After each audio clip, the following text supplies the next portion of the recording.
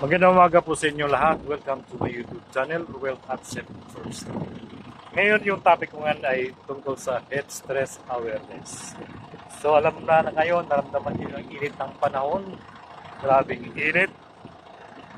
Dati, sa previous kong company, mayroon kaming tinatawag na heat stress category. So mayroon kaming category 1, category 2, category 3. So doon sa amin, yung category 1, pag yung activity mo ay exposed direct to the sun, so meaning 45 minutes work, 15 minutes rest. So ngayon, pag category 2 naman, 30 minutes work, 30 minutes rest. Pag grabing init, sobrang init, bandang alas 2, alas 3, ganoon. So, yun ang tinatawag namin na category 3. So, mayroon kaming 45 minutes rest, 15 minutes work. Yun ang, sana ho, yun dito sa Pilipinas, sana mapalayan dito. Related sa safety ng mga workers natin. Hindi lang sa workers. Lahat ng tao.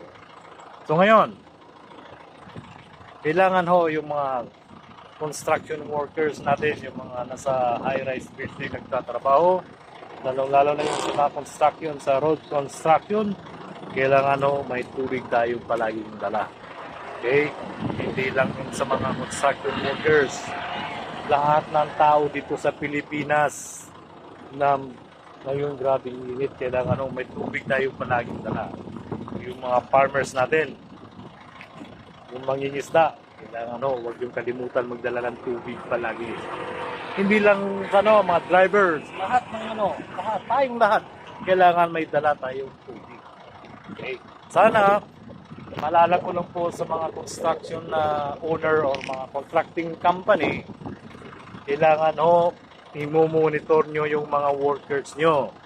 Yung mga kagaya ng mga medical issue, kailangan i-monitor natin kasi yung init ng panahon, doon nagtitrigil yung magkakaroon ng collapse at saka hindi natin alam kung ano pang mangyari dito.